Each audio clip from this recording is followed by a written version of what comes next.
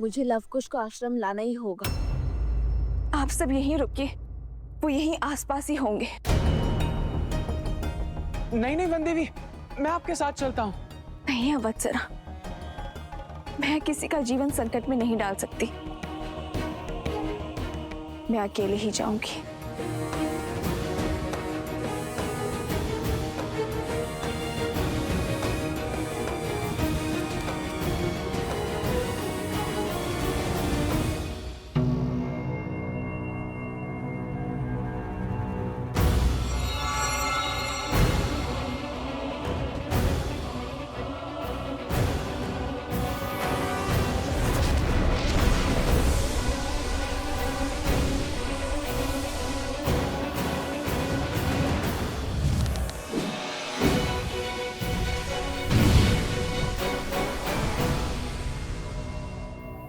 कुश, इन सब का युद्ध कौशल तो राम कथा से जानते थे हम, किंतु ये तो ज्ञानी भी है और पराक्रमी भी।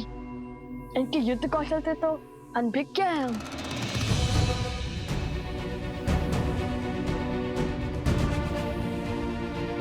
तुम्हें एक अवसर और देता हूं बालकों, अपनी हट त्याग दो। मैं प्रभु श्री राम से तुम पर दया करने का निवेदन करूंगा। इतने शूरवीरों की अवस्था देखकर भी हमें पीछे हटने का आदेश दे रहे हैं आप? निवेदन तो हमारा है। जिस प्रकार अपने भाई के हाथों लंका से निष्कासित होने के बाद श्री राम की शरण में आ गए थे आप,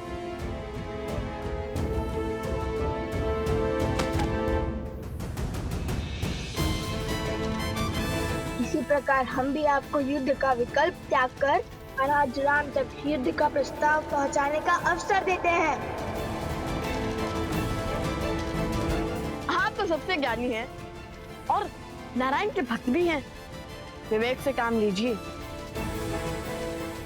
जाइए और श्री राम को हमारा संदेश दीजिए।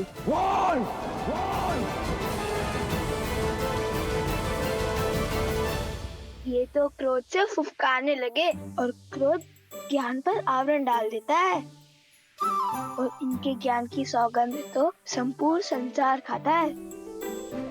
बल के साथ साथ बुद्धि के भी धनी हो बालकों। ज्ञानी को क्रोध दिलाकर व्याकुल कर रहे हैं, किंतु कहीं क्रोध का आवेग विभीषण जी से कुछ अनिष्ट ना करवा बैठे। बालकों, जब तक मेरे तन में प्राण है प्रभु श्री राम यहां नहीं आएंगे।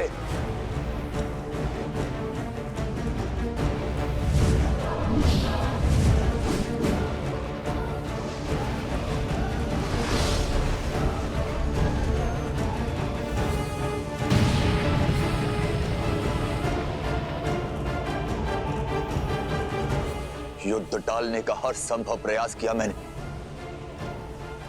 किंतु तुम दोनों ने मुझे विवश किया युद्ध करने के लिए।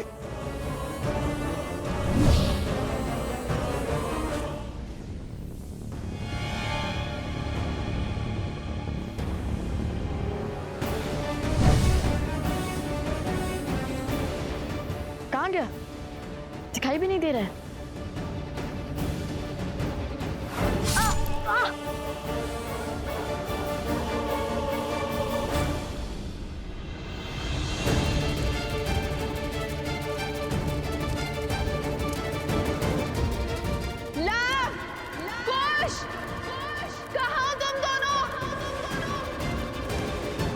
कुश की सुरक्षा चक्र में हमें न और क्रोध मिलाना होगा। कुश, हमें इस सुरक्षा कवच से बाहर निकालना होगा इन्हें।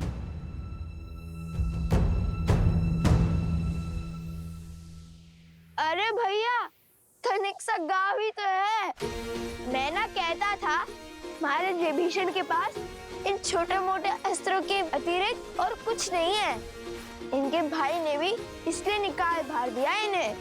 अब महान धनुधर श्री राम और लक्ष्मण के समक्ष धनुष उठाने की क्षमता तो इनमें होगी ही नहीं। इन तुच्छ अस्त्रों से कौन सा युद्ध जीतेंगे? यदि इनमें इतना सामर्थ्य होता तो लंकेश इन्हें यूं जाना थोड़ी ना देते। सावधान! वो दंडी बालकों, तुम्हें लगता है मैं धनुष नहीं उठा सकता? ऐसे मेरे नहीं, आप ही के मुख से निकला है महाराज।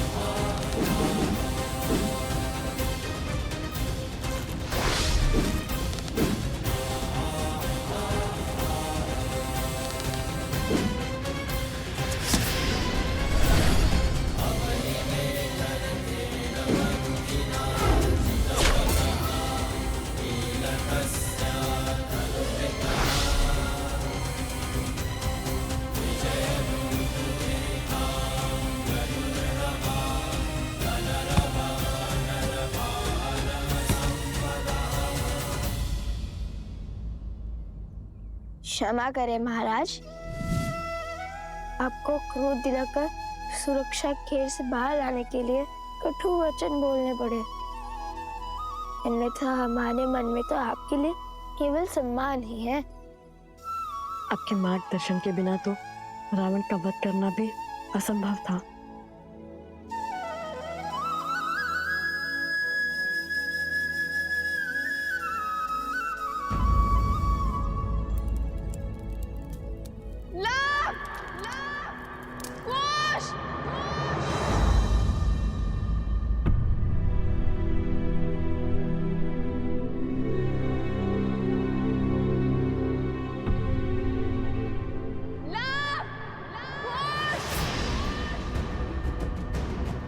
माता, माता, माता? आपकी माता की ध्वनि प्रतीत होती है।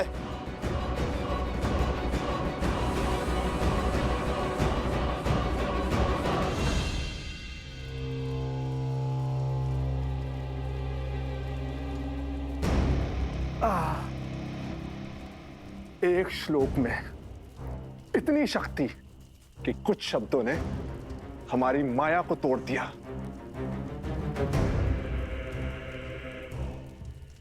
कानों से रक्त बहने लगा। उस वानर हनुमान का श्लोक था। विचित्र संकट है, सामने रहे तो गदा से धोता है, दूर रहे तो पूंछ में लपेट लपेट कर मारता है, और अब जब स्वयं बंदी है तो श्लोक से मार दिया। इसका कोई तोड़ है आपके पास महाराज? समय आ गया है महाराज, शक्ति से नहीं युक्ति से काम लेने का, कोई नया मार्ग खोजने का। मुझे उपदेश मत दो बानासुर। क्या लगता है इन छलिया देवताओं को कब तक सीता की डाल बन के रहेंगे? भूल है ये उनकी भी और तुम्हारी भी। बहुत हुआ लुक्का छुपी का खेल, अब सीता का वध मैं स्वयं करूंगा।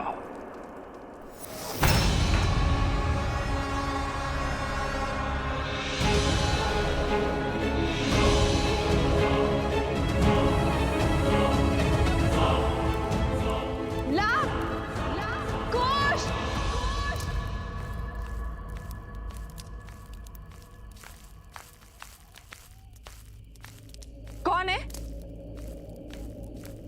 कौन है वहां?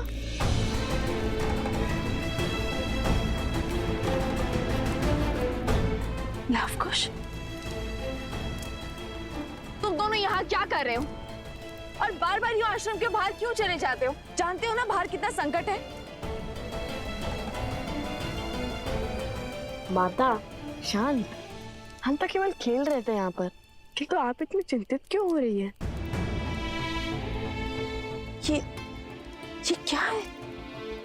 क्या हुआ ये ला? वो कुल्हाड़ी से चोट आ गई थी तनिक सी। समझ गई, तुम दोनों लकड़ियां काट रहे थे ना?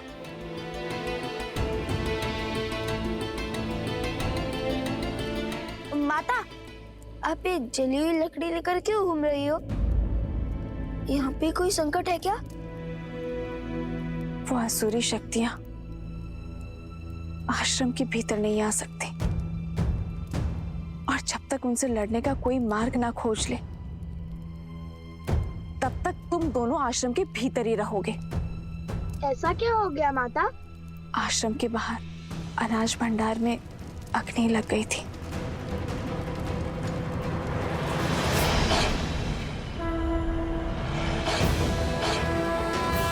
क्या? शीघ्र ही भीतर चलिए माता, रात्रि अधिक हो गई है।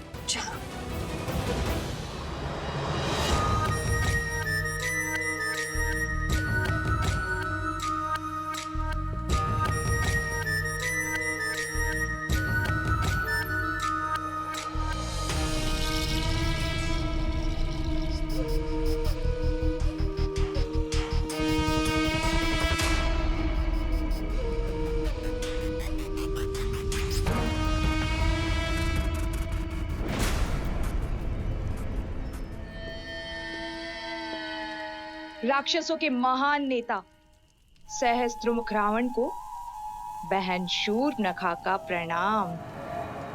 आ गई तुम। अवश्य जले पर नमक छिड़कने आई हो। तो क्या करूं? और कोई मार्ग है असुरों के सोए हुए पुरुषार्थ को जगाने का? अपने पुत्र की मृत्यु के अश्रु अभी थमे तक नहीं थे कि भैया की मृत्यु का दृश्य देखना पड़ा, और उसके पश्चात राक्षसों का संपूर्ण साम्राज्य समाप्त हो गया। असुरों का राजा वो भेदी विभीषण राम के तलवे चाट रहा है, और आप राम और सीता के नाम की माला तक नहीं तोड़ पाए। अरे उन्हें चोट पहुंचाने के स्थान पर स्वयं चोट खा रहे हैं।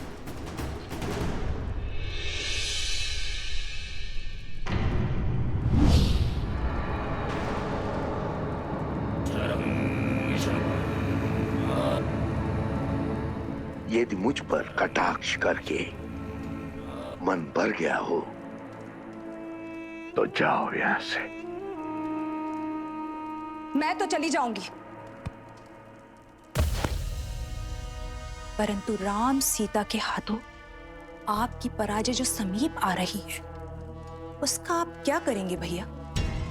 न राम सीता का कुछ बिगड़ा, न राम राज्य का और न लव कुश का, और उस हनुमान की पूंछ का एक बाल तक आप हिला नहीं पाए। भैया आपसे जो सीखा है पुनः वही आपको सिखा रही हूं। ये समय अस्त्र उठाने का नहीं बल्कि धैर्य रखने का है।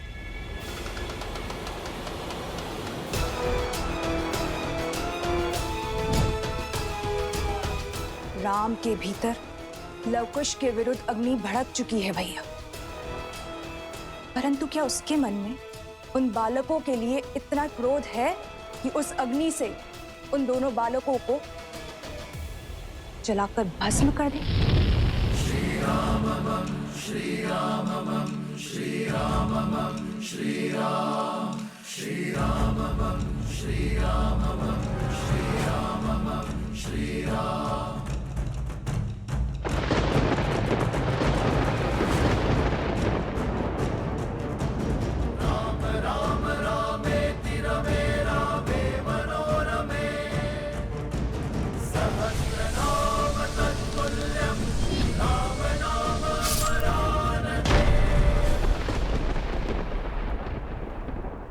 कभी नहीं सोचा था कि इस धनुष को दोबारा उठाना पड़ेगा, किंतु अब अयोध्या के गौरव के लिए इस धनुष को उठाना अति आवश्यक है।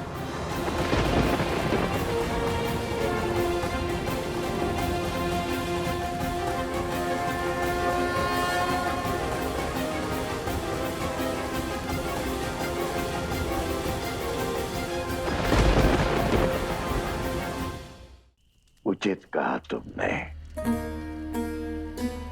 अब तक मेरा ध्यान कहीं और था। इस विषय पर विचार ही नहीं किया मैंने। मैं कुछ समझा नहीं महाराज। भैया, मैंने राम को युद्ध में अनेकों असुरों का अंत करते हुए देखा है भैया। यदि उसके समक्ष अधर्म का शीश उठता है तो उसका क्रोध अनियंत्रित हो जाता है, और राम के क्रोध को हमें बढ़ाना होगा भैया। कुछ ऐसा करना होगा जिससे वो चाहकर भी अपने पग पीछे ना ले पाए, और हम चुपचाप बैठकर राम परिवार के अंत का और रघुवंशी के हाथों रघुवंश की समाप्ति का आनंद उठाएं।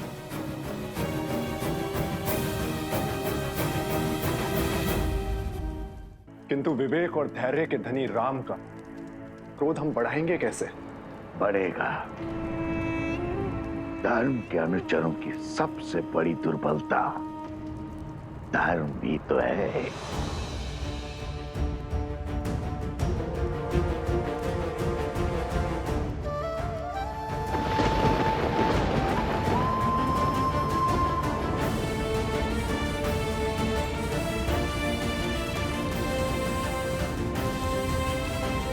आओ राम, आओ, स्वागत है तुम्हारा।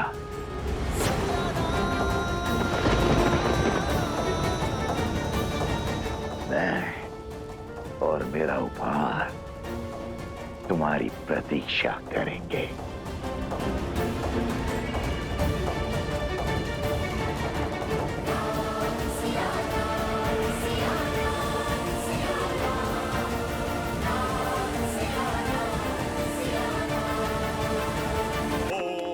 देवताभ्यो नमः स्वाहा।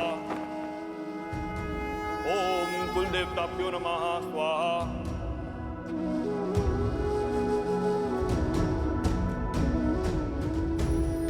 ओम माधवाय नमः।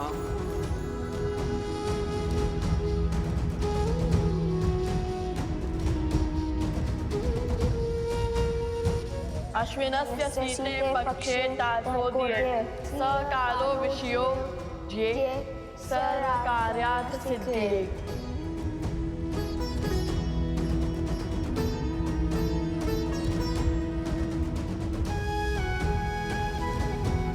यज्ञ को अंतिम चरण की ओर बढ़ाइए आचार्य। मैं अश्व की ओर बढ़ता हूँ। शीघ्र ही हम दोनों की प्रतीक्षा का अंत होगा। सियावर रामचंद्र की, सियावर रामचंद्र की, सियावर राम जय भव। सियावर रामचंद्र की।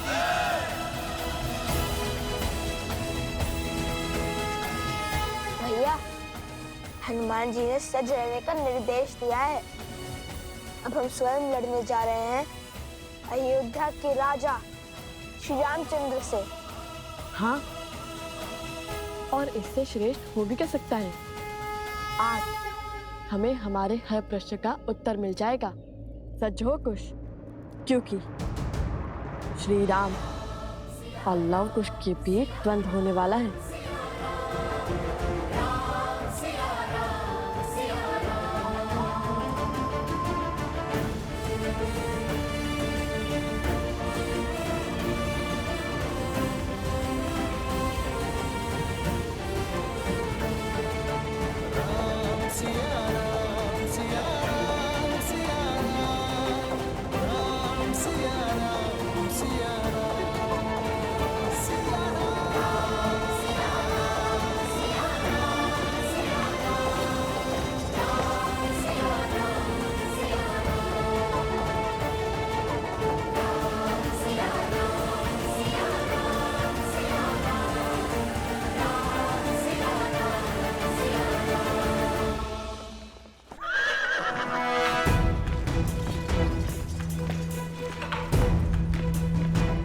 आर्य सुमंत,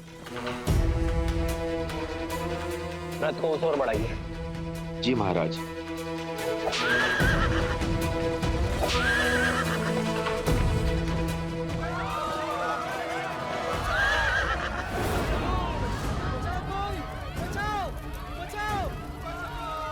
अरे अरे कोई